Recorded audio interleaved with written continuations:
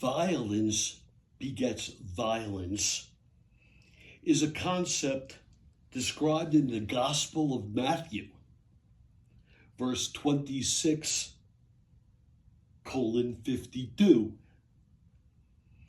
The passage depicts a disciple identified in the Gospel as John. The Gospel of John, he's identified as Peter, but he's drawing a sword to defend against the arrest of Jesus Christ, and he's being told to sheath his weapon. Even the late, great Martin Luther King invoked a similar message, saying hate begets hate, violence begets violence. But MLK invoked it at a different time and added, our aim must never be to defeat or humiliate the white man, but to win his friendship and understanding. Sadly, love does not conquer all. It's cute, it's sweet, however, it's myopic and out of sync with the history of man.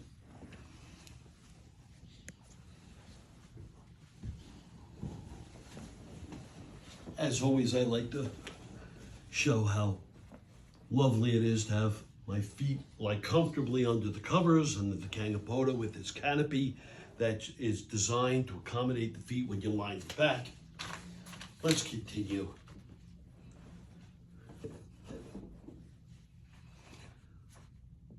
Upbeat optimism by often the downtrodden is exploited by rapists. It's the history of man. Sadly, the history of man is littered with conquerors and crusaders and killers and rapists.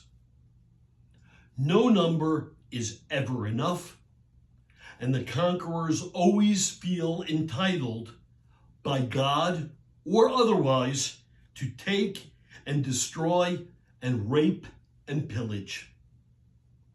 Today, we have a fascist and rapist and felon and insurrectionist who is the figurehead of the Republican Party. That we are dealing with fascism in the United States of America, maybe that alone, it shouldn't be surprising. It's always existed.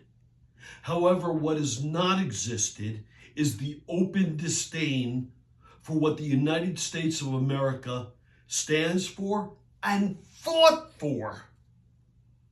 You funders and supporters of this vile pig, this would-be dictator, and you think you would be better off with a dictator than liberty and justice for all? You're sick. Some of you have been poisoned. You're morons.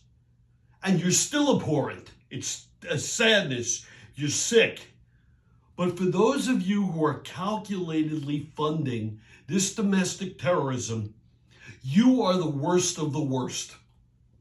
And you are the ones who have most benefited from the greatness of the United States of America.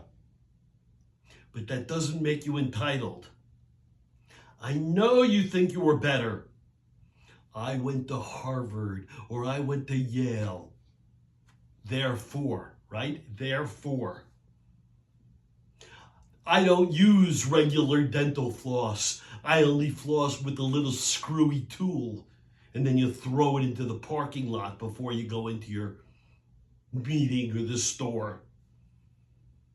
I'll never use a Vulcan grip to salvage that last piece of soap on top of a new bar of soap. I'm too good for that. And besides, I don't even use a bar of soap anymore. I'm way too entitled and too good for that. We don't have kings in the United States of America. We care about human rights in the United States of America. We have a Constitution that must not be mocked by a Supreme Court that is overtly the supreme corrupt and is unilaterally reversing 100 years of progression. I ask you repeatedly in my videos, what do you stand for? Practice. Write it down. Say it in front of a mirror and then tell me, what do you stand for? Steal as much from the poor as you can. Look down at the poor and the downtrodden and beat them up as much as you can because then we're better. To hell with the United States of America because I think I'm better with complete fascism. You're sick and you must and will be stopped. J.D. Vance, by the way, and Project 2025 are real. Oh, we don't know what you're talking. It's real. It's a sickness. It's a plot to overthrow and steal our country from the country.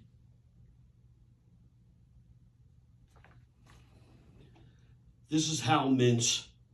Thumbs up or feet up.